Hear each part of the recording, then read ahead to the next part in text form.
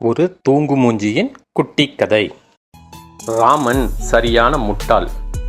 எங்கு வேலைக்கு போனாலும் ஒரே நாளில் தன் வேலையை முட்டாள்தனத்தால் பறிகொடுத்துவிட்டு வந்து விடுவான். அவனை அறிந்த யாரும் உள்ளூரில் வேலை கொடுக்க மறுத்தனர். அதனால் வெளியூருக்கு சென்று வேலை தேடினான் ராமன். ஒரு ஓட்டலில் அவனுக்கு வேலை கிடைத்தது. இங்கே வந்ததில் இருந்து சாப்பிட்டு அமர்ந்தால் சாப்பிட்டு கொண்டே இருப்பான், தூங்கினால் தூங்கிக் கொண்டே இருப்பான். ஆனால் மாடு மாதிரி உழைப்பான். அதனால் உரிமையாளர் பொறுத்து கொண்டார். இப்படி இருப்பதால் எல்லோரும் அவனை சாப்பாட்டு ராமன் என்றும் தூங்குமூஞ்சி என்றும் அழைத்தனர். இதுவே அவன் பெயராகவும் மாறியது.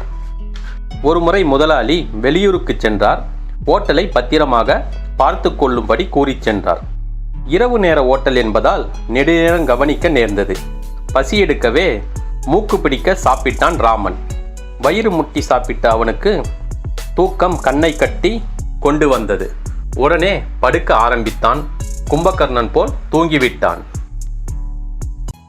சாப்பிடுவது போல் வந்த திருட்டு ஆசாமிகள் ஓட்டலில் இருப்பதையெல்லாம் சாப்பிட்டு விட்டு பணப்பெட்டியையும் சாமான்களையும் சுருட்டி கொண்டு போய்விட்டனர். முதலாளி அதிகாலையில் ஊர் திரும்பி கடைக்கு வந்தார். கடை சுத்தமாக துடைக்கப்பட்டிருப்பதைக் கண்டு அலறினார். தூங்கிக் கொண்டிருந்த தூங்குமூஞ்சி ராமன் முகத்தில் தண்ணீரை ஊற்றி எழுப்பினார். என்ன முதலாளி, வந்துட்டீங்களா? ஆமாம். கடைக்கு என்னாச்சு?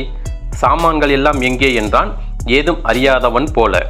தூங்குமூஞ்சி நாயே, உன்னை கடையை கவனிக்க சொன்னால் எல்லாத்தையும் திருட்டு கொடுத்து விட்டு என்னிடமே கேள்வி கேட்கிறாயா?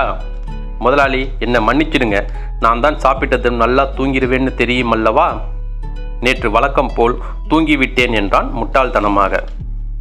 உனக்கு இனியும் வேலை கொடுத்தால் நான் நடுத்தெருவுக்குத்தான் வர வேண்டும், ஓடிப்போ என்று அடித்து விரட்டினார். நீதி: வேலை நேரத்தில் தூக்கத்திற்கு முக்கியத்துவம் தருபவன் வாழ்க்கையில் முன்னேற முடியாது. வீடியோவை பார்த்ததற்கு நன்றி. லைக் மற்றும் சப்ஸ்கிரைப் பண்ணிடுங்க.